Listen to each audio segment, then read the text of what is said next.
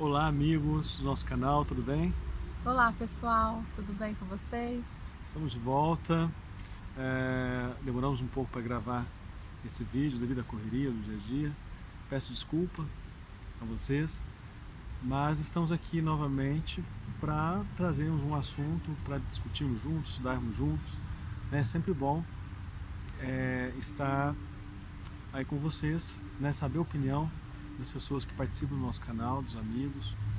E hoje nós vamos falar sobre será que tudo que nós acreditamos e aprendemos desde criança foi sempre o correto?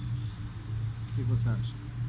Pois é um tema muito polêmico, mas muito interessante, porque às vezes tem um escritor, ele chama Eric Hobsbawm, ele é um historiador francês e ele vai falar muito sobre isso, que a história, ela em vários momentos ela serve à elite, né, ao poder.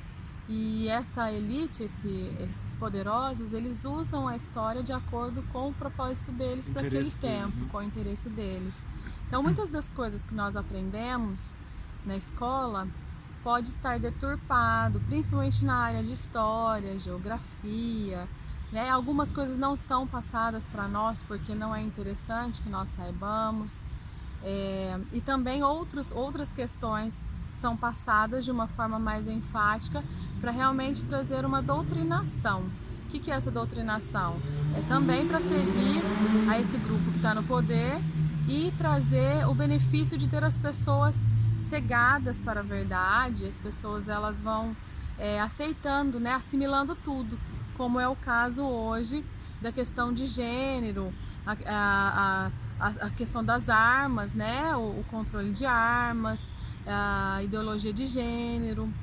Então serve a um Eles estão propósito. colocando de acordo com o interesse de um grupo, né? Eles Sim, vão ensinando de acordo com esse interesse, para que as pessoas então todas fiquem com a mesma opinião, com o mesmo pensamento. Então isso vai ensinando as pessoas, né? Desde as crianças, vai fazendo isso para que todos pensem igual e que não questionem, né? Eu sempre falo sobre o questionamento, né? Nós devemos questionar. Não podemos só ouvir e achar que tudo que é passado para nós é correto. Será que é? Será que tudo que foi passado, que foi nos ensinado, será que foi correto? Né? Até em relação à palavra de Deus, né? Até em relação, por exemplo, se você pegar algumas coisas da Bíblia, né? Eu já vi alguns pastores pregando sobre um cordeiro que foi morto lá no lá no Éden, Adão, no no Éden, Éden, né? né? Quando eles falam que quando Adão pecou, ele comeu do fruto, então Adão se viu nu, e aí Deus foi e sacrificou um cordeiro que representava Cristo e deu pele para que Adão vestisse a pele do cordeiro, né? Só que isso não tem na Isso Bíblia, isso não é tem na uma Bíblia, é uma mentira. imaginação, É uma imaginação. Tá bem, né? Deus matou um cordeiro, mas foi um cordeiro? É Jesus esse cordeiro? Tá bom, então me mostra na palavra de Deus onde é que está escrito isso, que foi um primeiro sacrifício. Não tem Às isso na vezes, palavra de às Deus. vezes eu acho que as pessoas pregam muito aquilo que imaginam, né?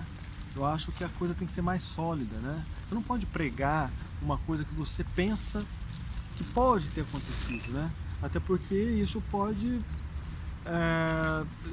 tem que passar o que está escrito. Isso pode fazer com que a pessoa pense de uma forma que não é correta, né? Eu já vi vários pastores conceituados, pastores que são aí teólogos, né? Pregarem sobre isso e há muitas das pessoas, talvez você que esteja assistindo aí, nunca parou para pensar que isso não está na Bíblia. Mesmo que as pessoas leem a Bíblia, mas esquecem de olhar lá e verificar. Tem outras coisas, né?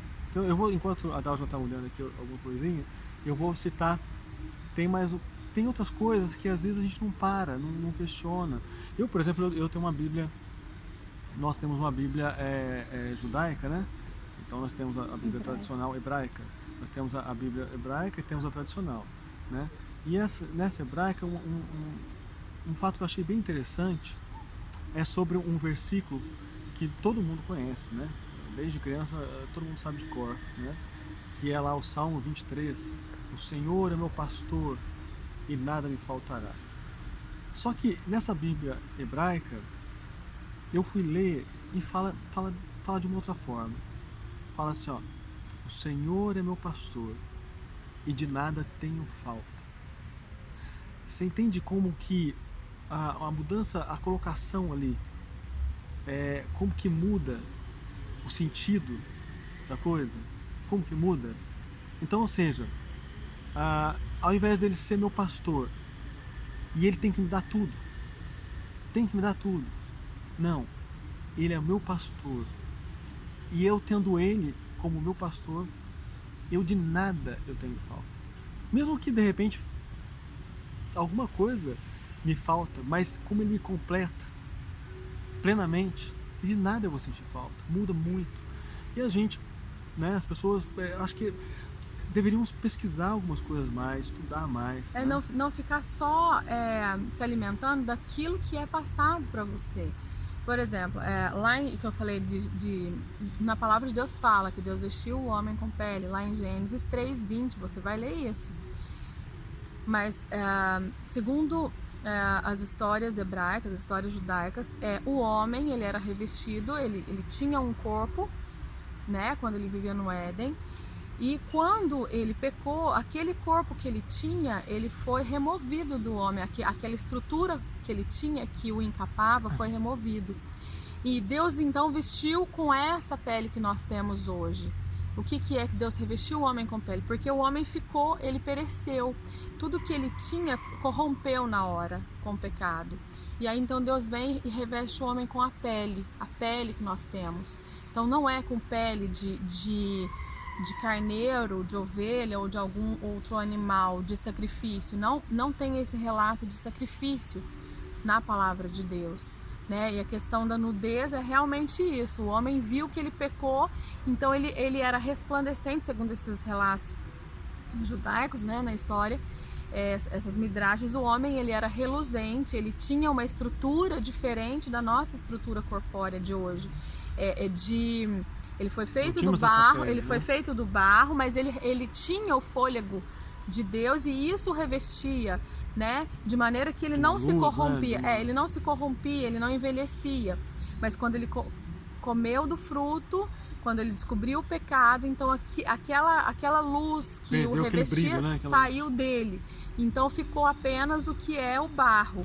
E esse barro, que é o que ele não tinha pele, não tinha revestimento de pele. Então Deus vem e veste o homem de pele. Tá? Isso é uma coisa que se você estudar a palavra de Deus, várias vezes, vários relatos na Bíblia, você vai ver que tem alguma coisa faltando.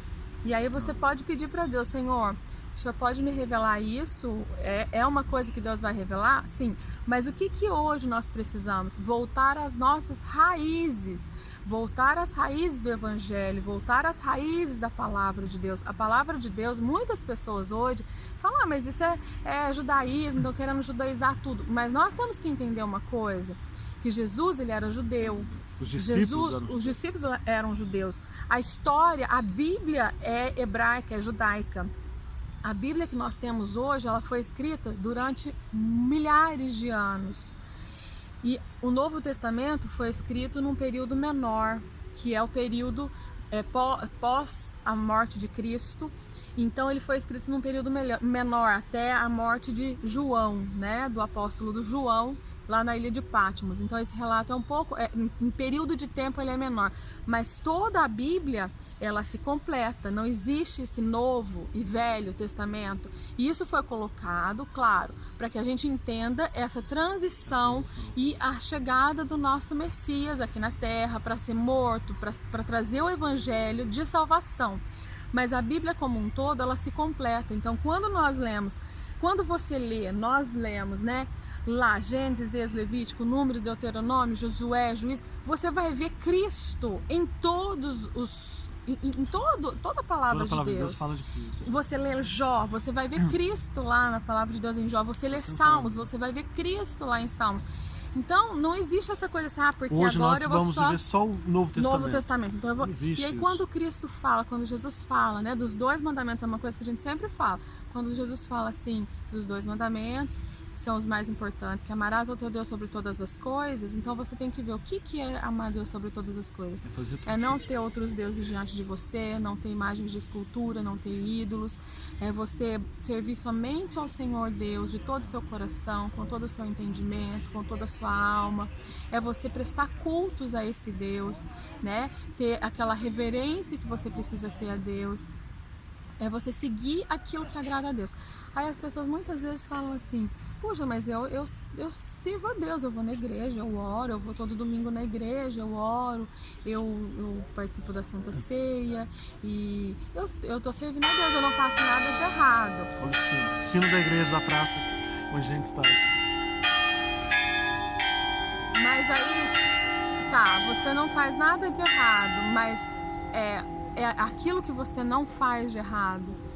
Você tem certeza que não está errado, ou você está negligenciando alguma coisa, ou você está fazendo de errado só para você ser bonzinho, ou você está fazendo de errado porque você acha que aquilo é errado, então você não pode fazer, ou você está fazendo aquilo, ou você não está fazendo o que é errado apenas para mostrar que é ou para você, tipo, porque eu sou servo de Deus. Então, não é assim que as coisas funcionam. Você tem que entender que a palavra de Deus ela é muito clara a respeito de pecados. Uma coisa que eu acho muito interessante que hoje Deus falou comigo é a respeito da oração. Imagine Moisés lá no Egito e Deus falou para Moisés, Deus tomou Moisés, isso nós falamos hoje, nós pregamos a palavra do Senhor hoje, nós falamos hoje com um amigo aqui de Portugal. Imagine Moisés, ele foi tirado, ele fazia parte, né, do governo do Egito, porque ele era filho da filha do faraó. E Moisés ele foi tirado para ser o libertador do povo de Deus do Egito. Mas Moisés ele viveu no Egito toda a vida dele, né, até os 40 anos. Depois ele ficou no deserto 40 anos, sendo tratado por Deus. Depois ele voltou para resgatar o povo. E você imagina que Moisés, então, quando ele volta para o Egito, e ele começa a tratar a respeito da libertação do povo, ele fala, vai vir pragas para o faraó. Vai vir pragas porque você não quer deixar o meu povo ir, e o povo precisa ir adorar o Senhor, e vai vir pragas.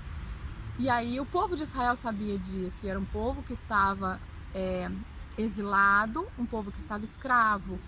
E aí o povo de Israel começa a orar, não, Deus, livra o povo do Egito das pragas, livra, Senhor, livra o povo do Egito das pragas, não deixa matar, não deixa vir gafanhoto.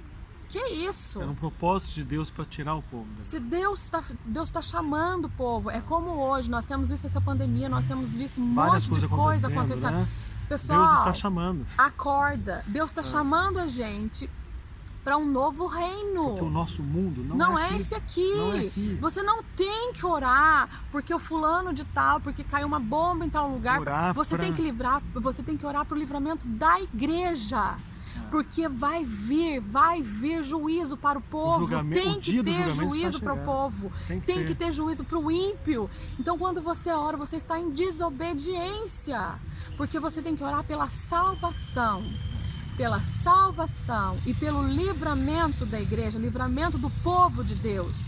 Agora, se as pessoas, com tudo que está acontecendo, elas não querem se converter, elas não querem mudar o caminho, tomar uma direção, se elas não querem, como Faraó, ele não quis liberar o povo, ele não quis ver a consequência do pecado dele, ele não quis liberar o povo, ele não quis libertar o povo, ele não quis deixar o povo adorar a Deus, então ele tinha que ter a consequência dele. E Deus tinha que livrar o povo não pode ficar escravizado. Nós não podemos ficar nesse mundo escravizados pelo pecado, porque nós não. Se você está conformando com o pecado, se você está conformando, se está tudo muito bom para você. Pátria é aqui. Se está tudo muito bom para você, eu sinto muito te informar. Vai vir o juízo sobre você. Vai vir o juízo sobre você. E não adianta, meus amigos e irmãos, orar para que o apocalipse não aconteça. Porque as profecias de Deus, o que está na Bíblia, vai acontecer. Não adianta você orar contra, porque vai acontecer, tá? Então isso é fato, ou a Bíblia é mentirosa. Isso tem que acontecer. O meu Deus não é mentiroso. Não é mentiroso. E o meu Deus, ele não é um homem para que minta e nem filho do homem para que se arrependa. É isso que está escrito na palavra dele. Se ele falou que vai acontecer, vai acontecer. E ai daquele que brinca com o Senhor. Por isso que fala que aquele que é sujo, que suje-se mais ainda. Só que aí o juízo vai vir e não adianta quando chegar esse juízo. Você está despreparado como lá as noivas nécias, né?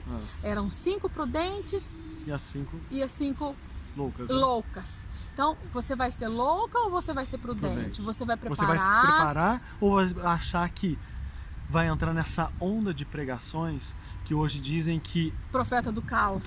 As pessoas não podem falar que é profeta do caos. Ou então... Jesus vai te abençoar, Jesus vai te dar em dobro. Vai te dar em dobro, porque esse ano vai ser o ano... 2020, né? 2020, então é o ano do dobro. É o ano da prosperidade, do dobro. Pois é, você vai entrar nessa onda ou você vai ouvir o mestre te chamar? Você vai ouvir, então, Deus chamar você, então, para a tua nova pátria, porque aqui não é a tua pátria, né? O que queremos fazer? Qual a nossa decisão? Devemos tomar uma decisão diante de Deus e pararmos de orar errado, parar de acreditar em tudo que falam, prosperidade para esse mundo. Palavra de Deus. Parar com isso. Na palavra de Deus fala: conhecereis a verdade e a verdade vos libertará. Então, vá atrás da verdade, lute pela verdade, ore, jejue, leia a palavra. Se você precisar, vai atrás mesmo. Compre uma Bíblia hebraica, compre um método de estudo que você entenda a palavra de Deus. Se você não está entendendo, se está chegando para você coisa que você fala, mas não é bem assim, então vá atrás daquilo. Busque, ore. Porque Deus dá sabedoria, Deus dá o dom de discernimento. Porque nós estamos sendo escravos, a palavra de Deus... Nós estamos sendo escravos há 2000 anos de um sistema, porque Cristo morreu, mas nós estamos escravos de um sistema religioso que está deturpando toda a verdade. E as coisas estão chegando ao fim, as coisas estão a se mostrar, Cristo está voltando e tem muita gente acreditando que a graça é de graça e eu não preciso fazer mais nada. Tem outra coisa, isso é uma outra coisa que as pessoas aprendem errado. Gente, a graça não é de graça. Para tudo tem regra. A graça é sim o privilégio de termos a oportunidade, de termos a chance de salvação. E você não precisa fazer sacrifícios. Não precisa fazer sacrifícios. É isso. Mas tem regra. Temos que seguir os mandamentos. É igual esses dias você deu um exemplo da pessoa que ganha um prêmio. Tá, você ganhou um prêmio, é a graça. Só que na hora de você buscar o prêmio, você tem que estar de acordo. Tem que apresentar a documentação. Você tem que estar de acordo com as regras do prêmio. Sim. Será que você vai participar de um prêmio que você não se inscreveu? Será que você vai participar de um prêmio que você não teve, você não tem lá um cupomzinho? Tem uma palavra que é muito interessante lá em Apocalipse que fala que no fim dos dias viria um anjo para selar a testa daqueles que são os servos do Senhor. Será que nós estamos prontos para isso? Ou será que vai passar esse anjo e não vai selar ninguém, e aí vai vir o juízo sobre toda a terra, e aí está todo mundo caído, todo mundo perdido? Será que é isso que vai acontecer? Ou será que esse anjo vai vir, vai selar a igreja? E uma coisa que eu falo também, o que as pessoas acreditam que vai haver um avivamento de pessoas falando em línguas, pessoas pulando, pessoas... Não é assim. O avivamento que vai vir é o que está acontecendo. Deus está despertando as pessoas, está despertando a mente, está despertando a visão, está despertando em sonhos, dando sabedoria. A igreja vai despertar, sim, vai entender que nós não vivemos para esse mundo, nós não somos daqui, então nós não temos nada aqui, nós não temos que ter nada que nos segure aqui. A igreja tem que despertar. É isso que é o avivamento, é a vida de Deus em nós, é a vida de Deus quando Ele vem e traz o Espírito Santo e fala: olha, chega de carnalidade, chega de coisas mundanas, chega de conquistar coisas nessa terra, isso aqui vai ficar, eu não quero isso aqui, eu quero ir com Cristo, eu quero ter um novo reino, um lar que Ele me preparou. Isso é o avivamento, é quando a igreja despertar, quando a igreja entender que a nossa vida não é aqui, porque enquanto você estiver aqui, você vai estar vivendo a morte, você vai estar vivendo, matar um leão por dia para sobreviver, você vai estar vivendo as ambições desse mundo, Mas quando nós vivemos para o reino, quando nós vivemos para a glória de Deus, então você vai ver que é diferente. A vida de Deus em nós é diferente. É isso. Quero que vocês comentem aí, tá? Se puder compartilhar nosso Deus vídeo. abençoe vocês. Deus abençoe, que Deus toque o coração de vocês, fale com cada um de vocês. Olha, um abração em todos e até a próxima. Até a próxima.